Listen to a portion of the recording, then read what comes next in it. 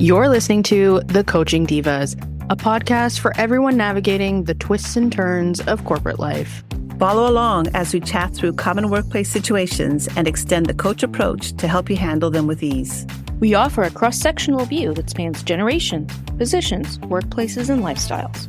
We're your hosts, Claudia Jones, Daniela Velkovic, and Misha Jethba, and we are The Coaching Divas.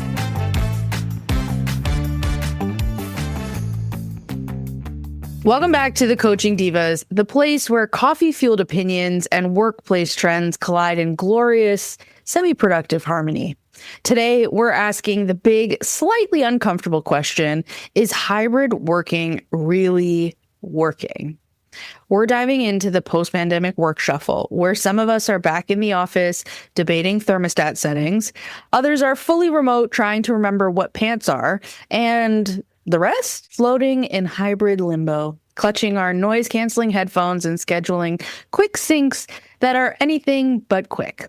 What's working, what's not, and who's secretly loving the office snacks again? Let's break it down. Grab your laptop, a questionable Wi-Fi connection, and your favorite mug, because this episode is logging in now. Ba-dum-bum. Oh, that's awesome. If I can add some thoughts around this hybrid work, I've been doing it for as long as I can remember working in the workplace. I don't know. For me, it wasn't a shift. For me, it was just recognizing everyone else is going, holy smokes, what is this? What made you start a hybrid work structure, Daniela? Oh, it's just the kind of environment I've been working in. Since I entered technology in 2001, there's always been some format of once a week working from home. When I went into consulting, you're at a client site 4 days out of the week, and one day you'll come in office. But oftentimes your consulting manager would say, hey, work from home that day. Mm-hmm. Or only if we have something related to professional services, doing something on the Friday, do we all come in? So for me, even the concept of going to a client site, someone would say, well, is that remote work? Technically it is, because my home office was in Toronto and I'd be flying to St. Louis or New Jersey or California, wherever. So I think for consultants, this has been an ongoing thing. And when you're at the client site, sometimes you're not always in office at the client site. You're working from your hotel. So it's technically a form of hybrid or remote. When I started consulting, there's always been some sort of format, depending on the kind of project I picked up, where we'd be doing some remote work. When we had a place in Florida, a number of times I'd spend a month in Florida doing whatever needs to be done around the house and actually telecommuting. They called it telecommuting back in the day. That was the word. We're telecommuting in. We're utilizing different tools to collaborate. I hate to say it, but Slack is not a new tool. In the old days, it was called something else. My brain is mucky right now, but I'll remember what it was. Maybe SharePoint? There was SharePoint, but it was MSN. MSN was for a period of time, and then ICQ was for a period of time as well, where professionally you would use ICQ chat, and even before that, there was other things. So this idea of, there was a time when people used MySpace. I remember I had colleagues that were like, hey, get on MySpace so I can, send you a chat about whatever client topic. It wasn't company sanctioned tool, but people utilized it. So I think, I don't know, I guess for some of us that have worked in tech, it's an old story. That's true. What about yourself, Claudia? Yeah, I mean, obviously being in technology for my whole career, definitely there was this whole hybrid of spending at least 1 day a week from home. Those were the heads down days where you minimized any meetings and just kind of sat at your desk at home and just kind of got the work done that needed to be done.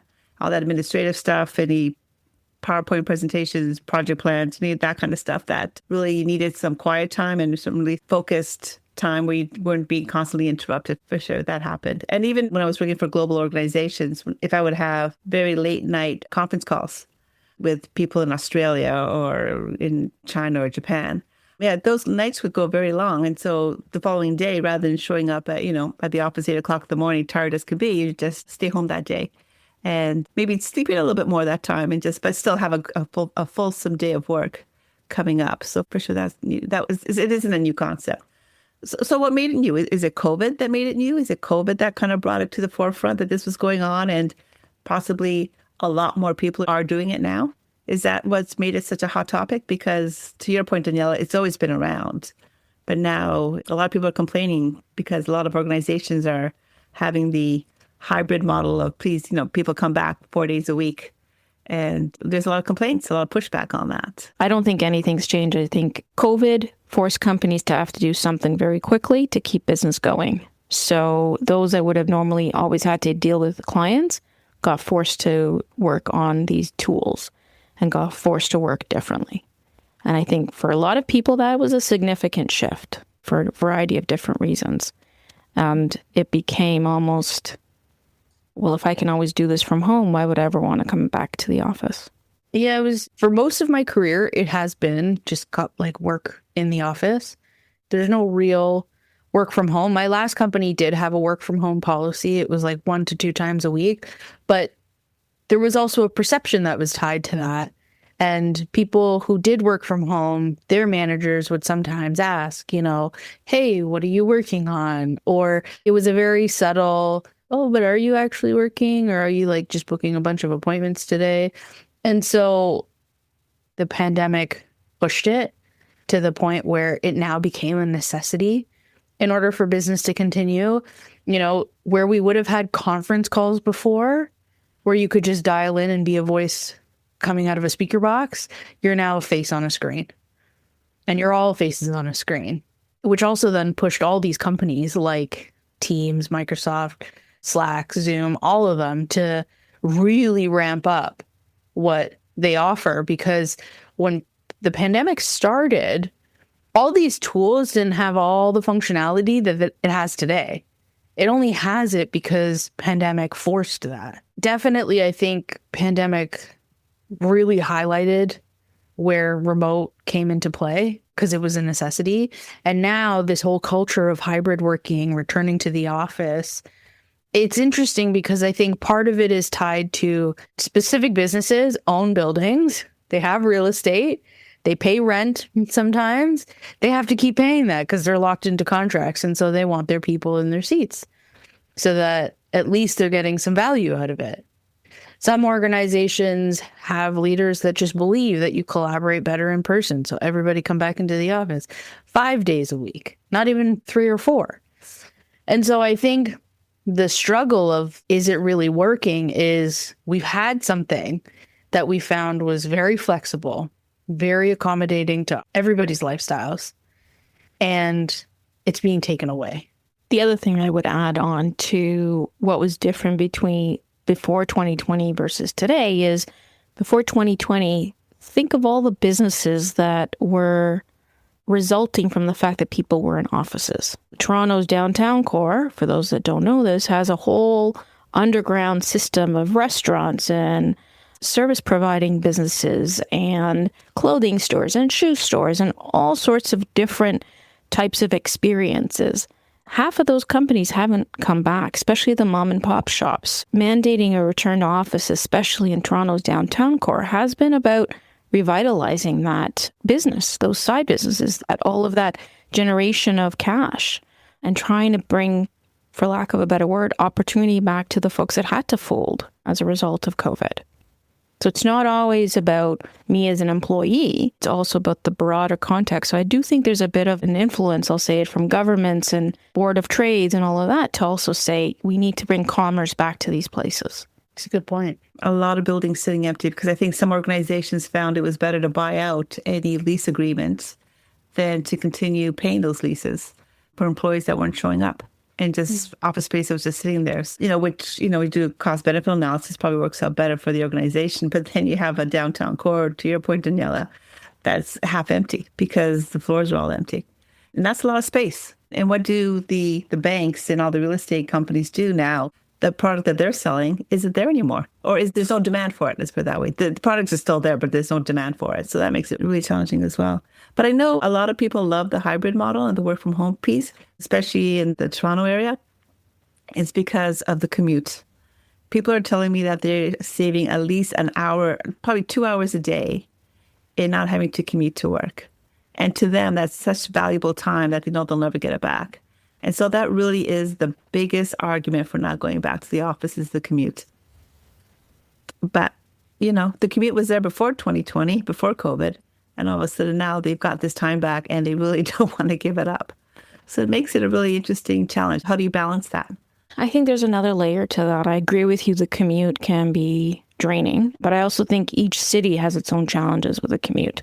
So if we think of, again, we're going to be Toronto centric, the GTA, we've gone through a huge increase in population. Our infrastructure hasn't kept up.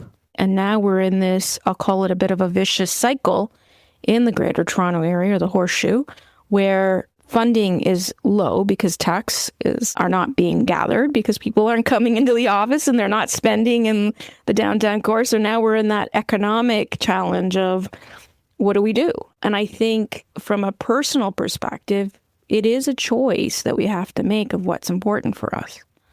The commute, having to commute for me down to the downtown core was a horrible experience, which is why I switched to a company that has me commute out of Toronto.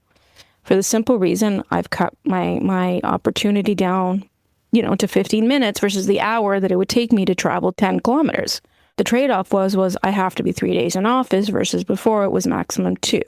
So there's also a bit of that personal choice where you kind of have to figure out what is your balance that's important and what do you value in the context of this hybrid.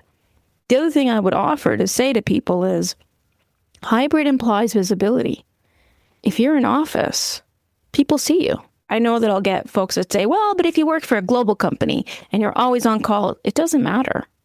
You're still in office. There's still a certain implied commitment.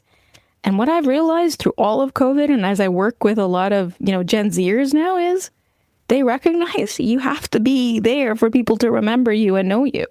I may have shared this story before, but I'll share it again. I have a good friend of mine who's a CIO, and he had shared with me that if he's got two people who look exactly the same on paper, same experience, same knowledge, but he sees one individual in the office and the only thing he knows about the other individual is the face on the screen, he's going to go with the person he sees in the office. He understands their characteristics. He sees how they interact with individuals. They see, what dedication they have, whereas it's just a face on the screen.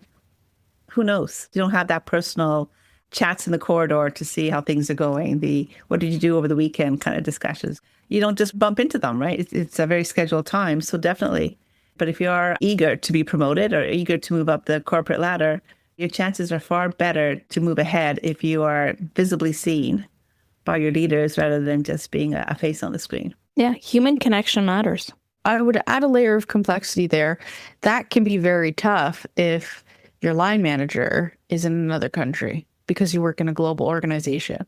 And so I think there's an element of, I want to go back to what Daniela said, personal choice. I think coming out of the pandemic with how businesses have had to either choose, you're 100% back in office, it's a hybrid model, we're still going to be remote. People have had to make a choice. What do they want to do? How does it fulfill their needs, their qualifications? There are people today who will not look at any job that is not fully remote because they like it enough that they're like, I'm not going to change for that. There are folks who have said, okay, I'm fine going 3 times in the office, as long as my office is like a 20-minute drive from my house. If it's an hour, that's too much. And so where I think we wouldn't have considered all these things before, we're considering it now. There is a significance on presence. But if you are, let's say, trying to get promoted and you're based in another country than your line manager, how do you create that presence? And I think there's an element of it of, how do you like unmute yourself? How do you, chime in to a conversation? And so a little bit of hybrid working is learning that shift of, okay, if I was somebody that was very visible when we were all in the office pre-pandemic, how do I make myself that now in this hybrid, still box on a screen type environment? Which I'm going to say hasn't changed. I think it just depends on your own ability to now be on a screen. As we were prepping for this, I was talking about WebEx and Cisco Bridge. The amount of pushback that people had to be on a screen, even though these tools had that capability in it, was hilarious to me. I will never forget my team saying, why are we on the screen right now? I didn't fix my hair. And, it sounds so frivolous at this point. But what I'm reflecting now is that this connection, this on-screen connection, does help build relationships. It's a part of also us kind of thinking about what are we comfortable in and not comfortable in, and how do we show up with our own authenticity in the moment. One of the things I've learned through the hybrid experience, the entire team I work with right now, they're all global. There are 2 now in the same location as I am. And one of the things that I've been sort of playing with over the past year as I've been working with this global team is bringing my positive disposition, my smile, my jokes. And sometimes I realize my jokes don't always land, or they do, but it's okay because you lean into it and you learn to accommodate it. Now, what makes my role hybrid? Well, I have to be in office 3 days a week because this is what the company mandates. And they mandate that for a variety of reasons.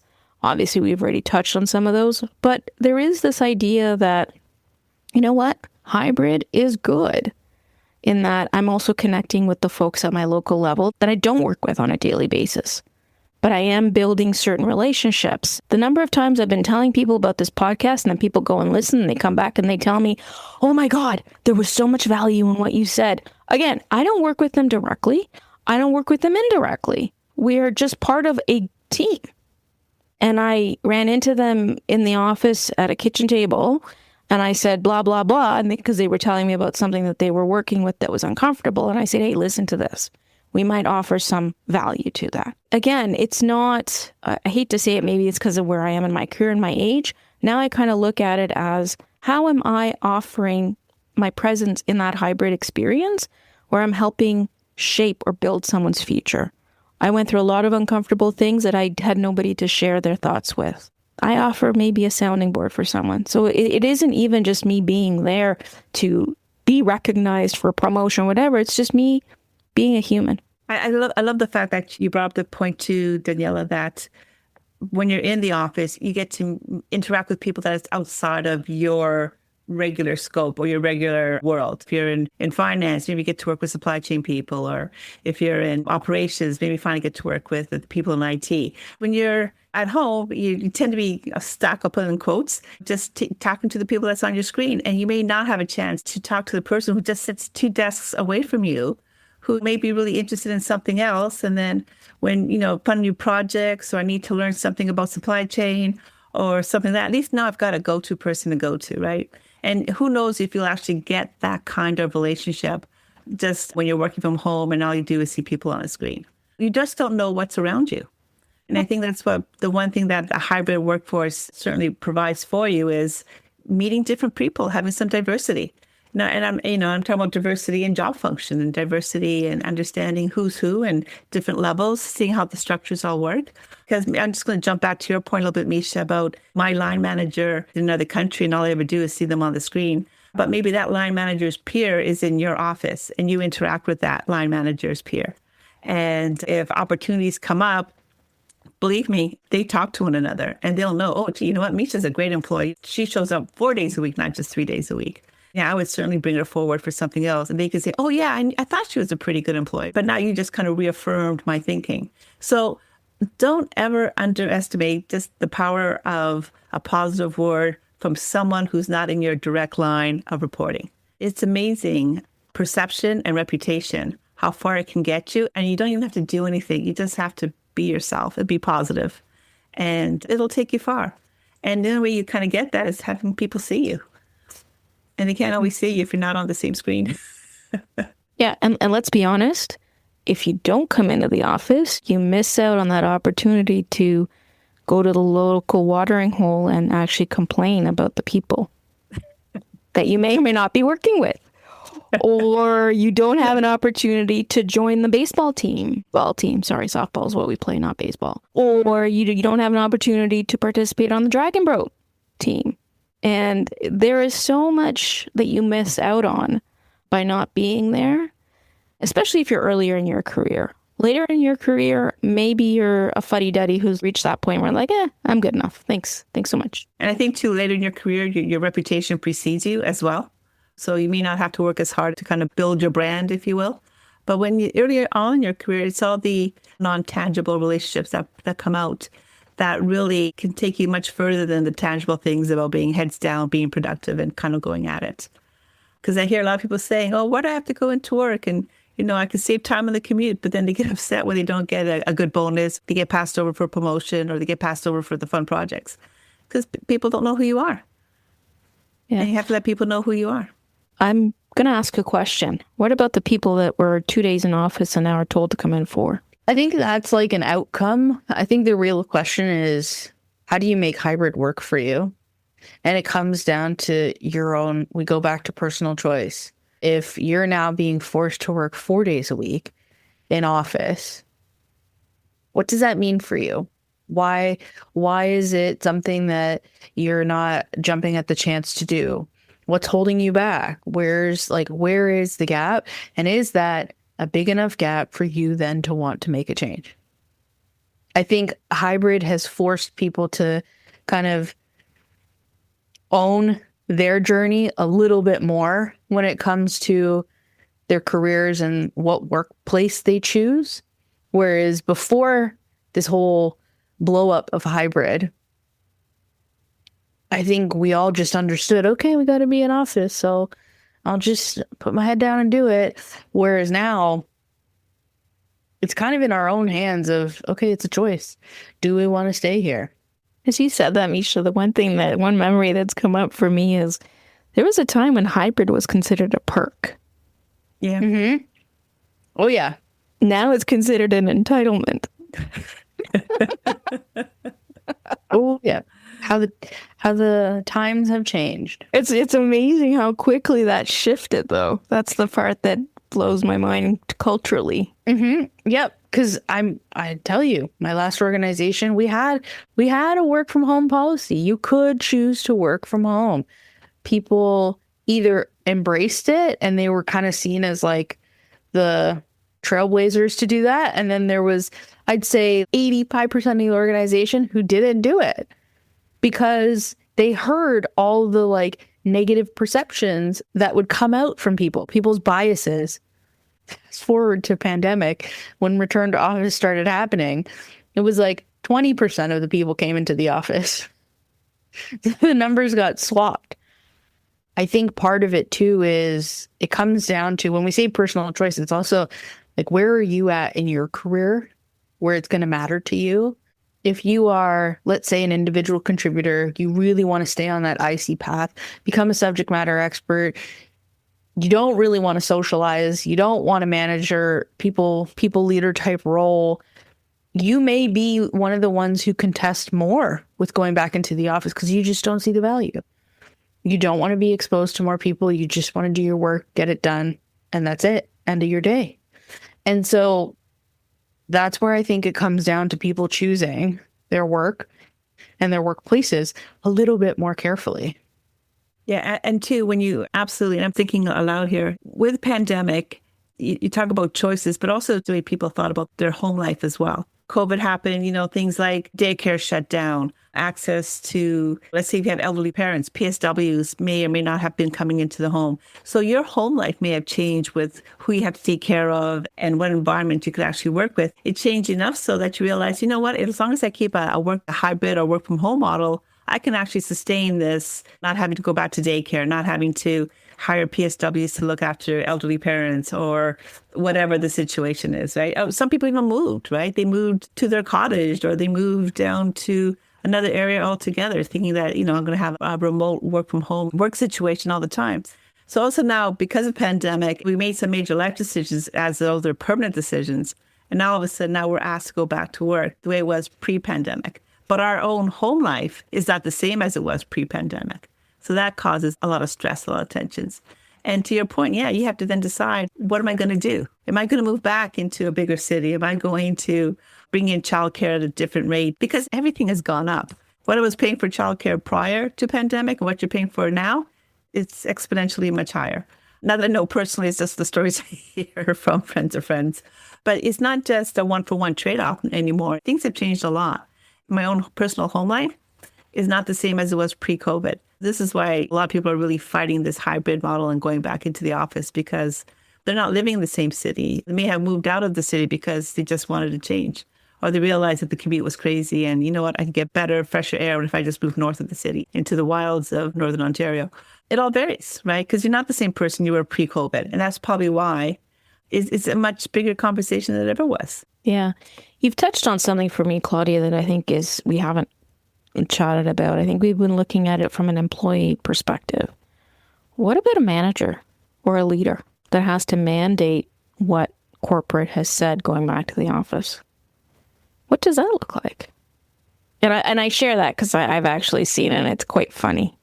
The resistance that happens at that leadership level, especially when hybrid started to be announced in 2022, and the pushback from the different layers of an organization. I know one leader had moved, as you said, up north to Muskoka and basically put their foot down and said, I will not be coming in. That was 8 weeks of I will not be coming in, and then bam, they're in the office. Yeah. Right? Because you gotta, I hate to say this, but we all have to follow what we're being told and, step in line. Some companies were very tough on people with that, where they did impact their actual financial opportunities. And they took away their bonuses, or they didn't give them the merit increases, or they gave them whatever was considered at the time appropriate penalization for the fact that they didn't show up. And I mean, I've chatted with a number of HR professionals who are, friends of mine. And the one thing they did say to me was, never did we actually change the employee contract with anyone. So the choice to leave the city during COVID and buy a house outside of the city and all of that, you took on without fully understanding that at any point in time, we can call you back. And so when you look at it from that lens, management pretty much dictates a big part of that. So I would tell people, I hate to say this, but if you are an employee and if you are a leader in that company that makes these mandates required, I may not understand it, but I do have to follow. And that sucks. Mm-hmm. I'm going to say it out loud. It sucks because, again, you're taking away my entitlement and you're making it a specialty. Well, that's a shift. That's a change. I don't like change. But then there's that choice. There's that choice that comes up again. And the trade-offs. And let's all be realistic. And I know I'm going to step on this soapbox and be a bit of a lecturer, but life is about choices.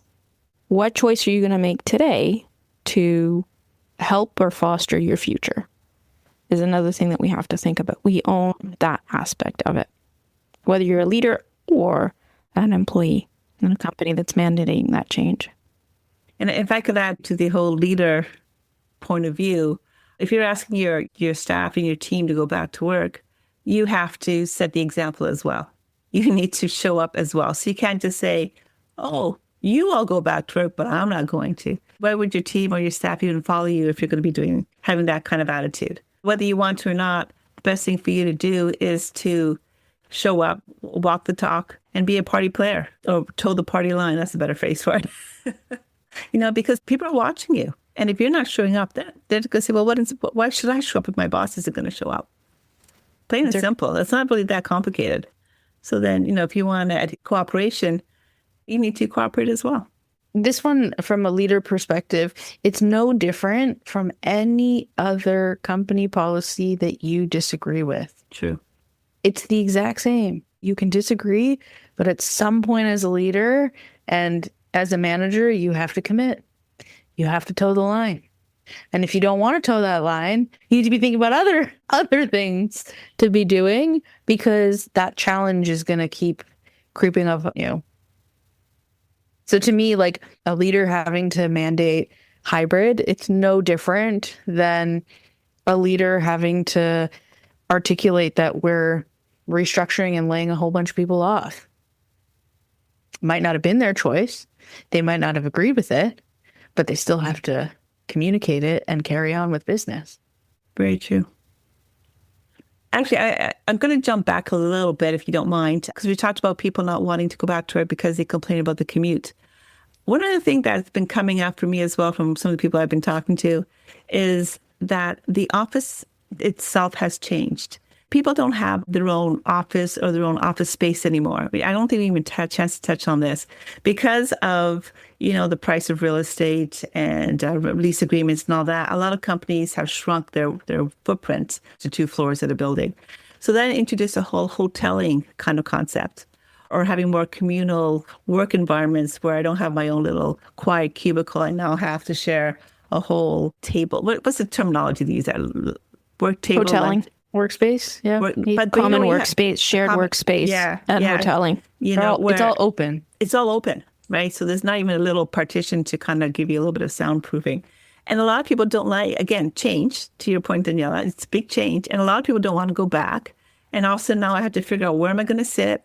My stuff isn't there anymore, or all I get is this tiny little file cabinet. I have to keep everything in there. And it's a big change. And a lot of people don't want to go back and having to figure out, well, where am I going to sit today? Because, all of a sudden now we're all mandated back to work and I'm going to have to fight for a space at the table just so I can answer my emails and have a few phone calls.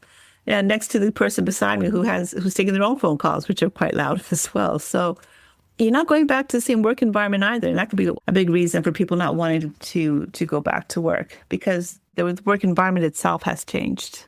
Yeah. Sometimes it can sound like a call center because everybody's just on calls. It's interesting. That is, if I think about my current work environment, that's what it's like. Truth be told, I sit in the exact same desk every single time I'm in the office. And that's just because I'm a creature of habit. But if it's not available, I sit somewhere else. But that's it's never really the case. It's pretty much always available. And it's interesting because you feel like you just have to carry around your whole desk with you all the time. Since I started, my bag has gotten bigger and bigger and bigger. And so it is interesting because the physical environment has changed. But at the same time, there's a bit of freedom to it, at least for me, because I feel like I can set up shop anywhere. Okay.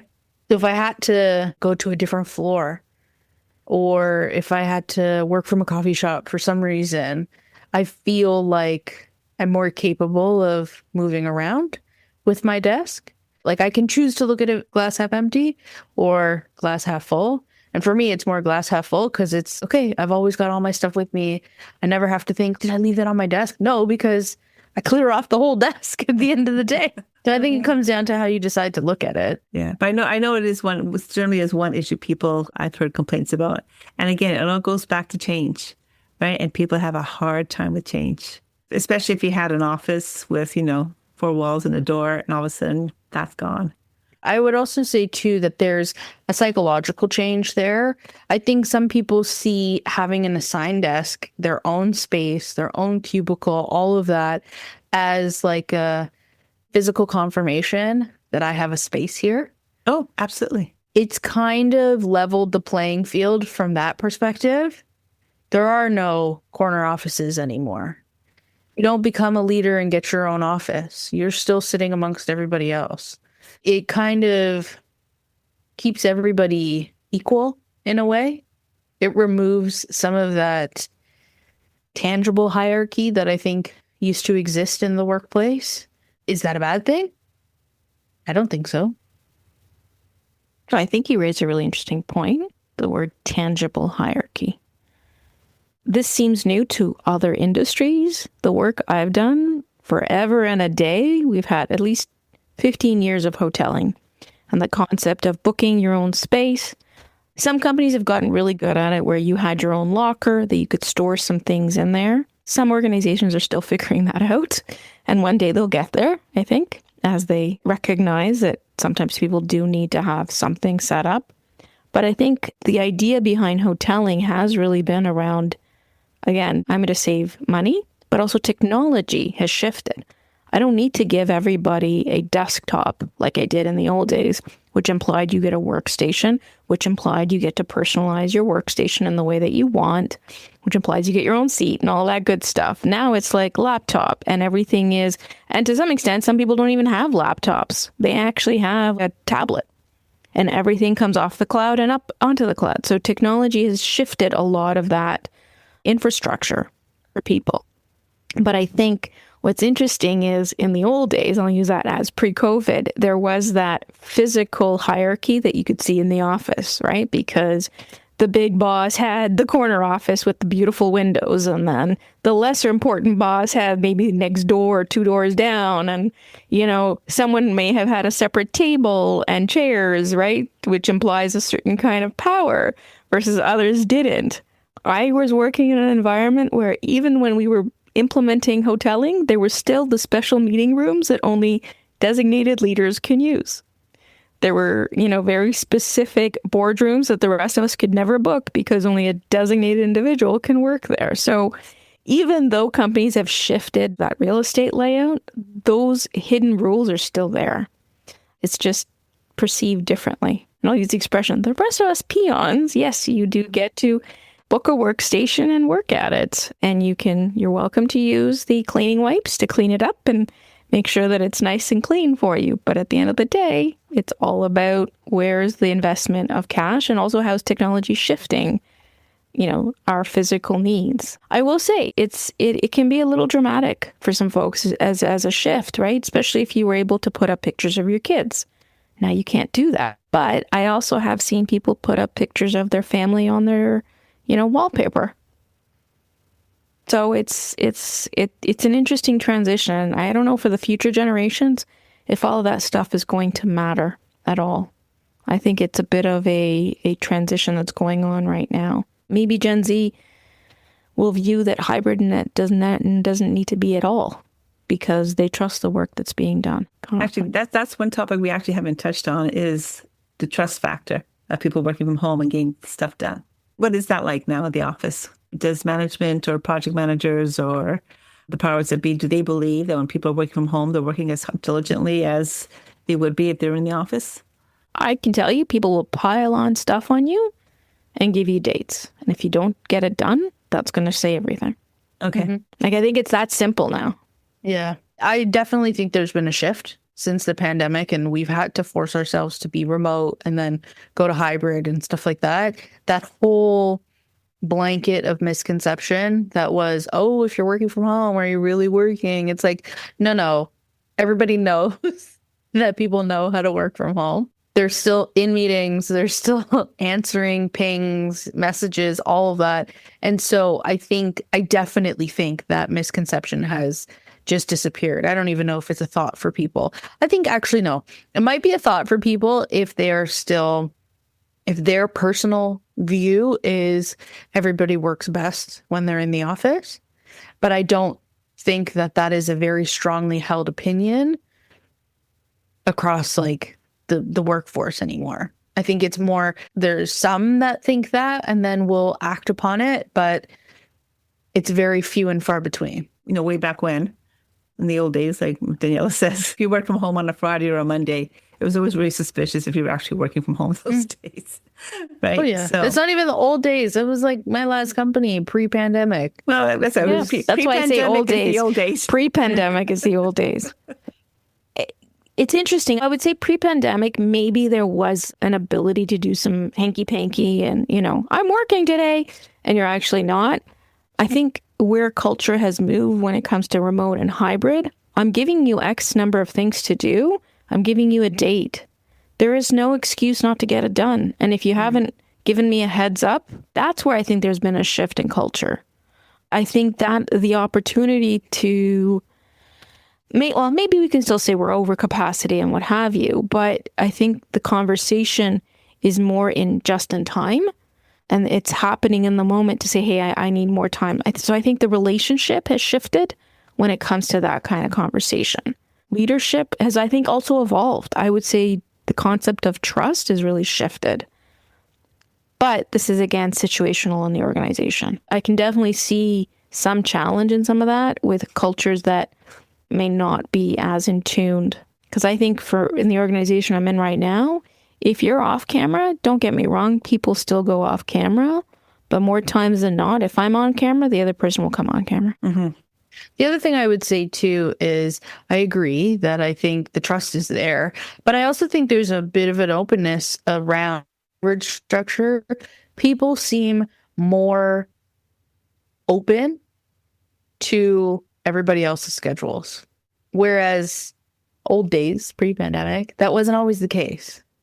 Whereas now it's, oh, okay, yep, like you're picking up kids, you're dropping them off. Oh, you have to like step out for something. Okay. There's more understanding for it versus before. So is that a help or a hindrance to work-life balance, do you think?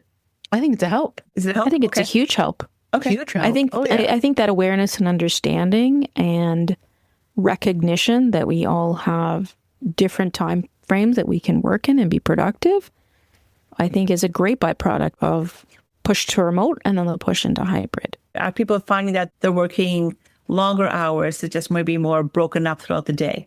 Maybe I need some time off in order to pick up kids, make dinner, but then they go back to work at, say, 6 o'clock or 7 o'clock in the evening, you work for a couple hours. Do you find that the hours are kind of maybe dispersed a bit more throughout the day? And are they really getting the break that they need?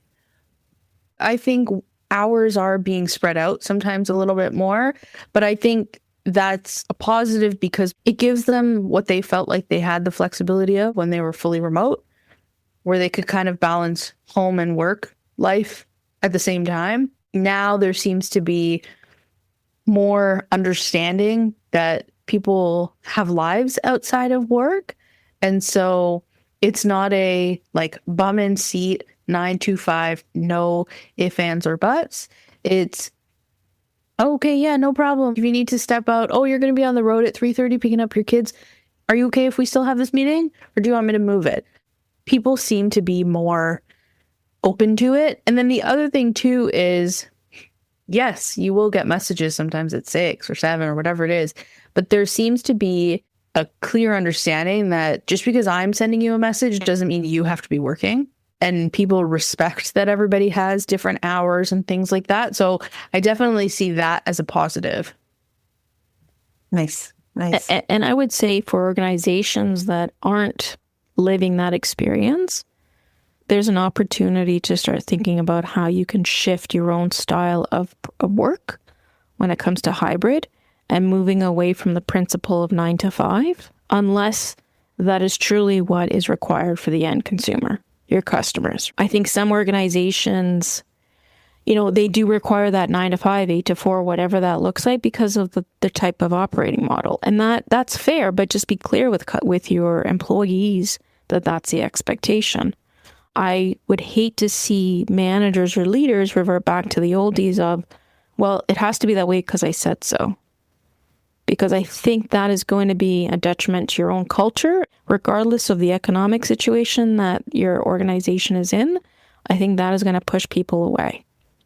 So I think organizations, as if they choose to go to the 4 days a week model or 3 days or whatever, moving it up from where you're at now, be conscientious that as a human, you want to make sure your change strategy incorporates the right messaging in it, because that's where you're going to turn people off even more.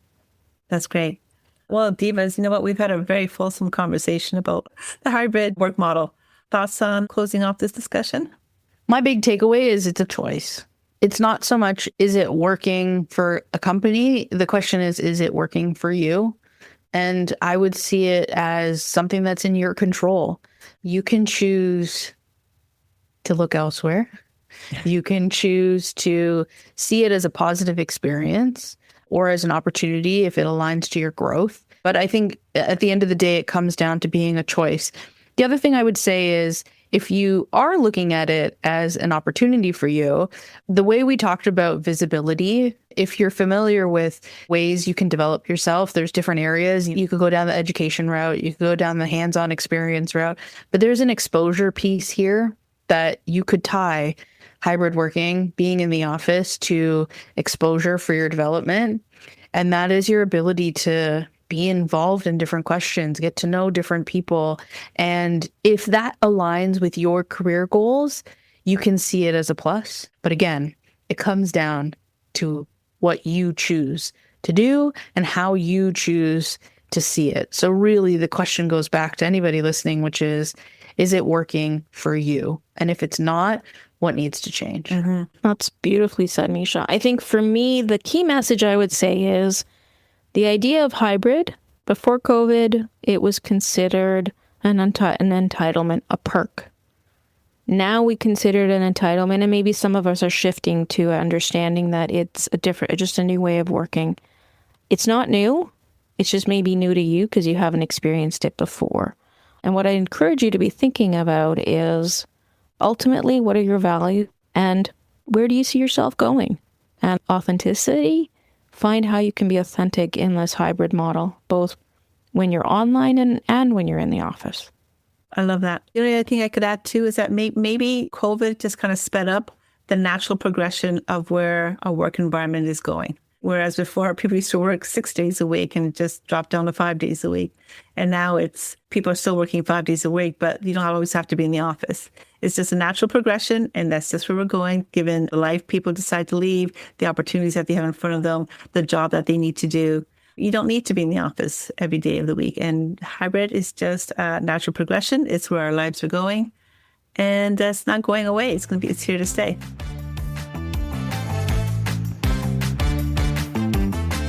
Thanks for listening to The Coaching Divas. If you've enjoyed this episode, leave us a review and follow us on Instagram at The Coaching Divas. Your ratings and reviews help more people like you find our podcast. Don't forget to subscribe and share this episode with someone you think would love it. Until next time, we are Claudia Jones, Daniela Velkovic, and Misha Jethba, The Coaching Divas.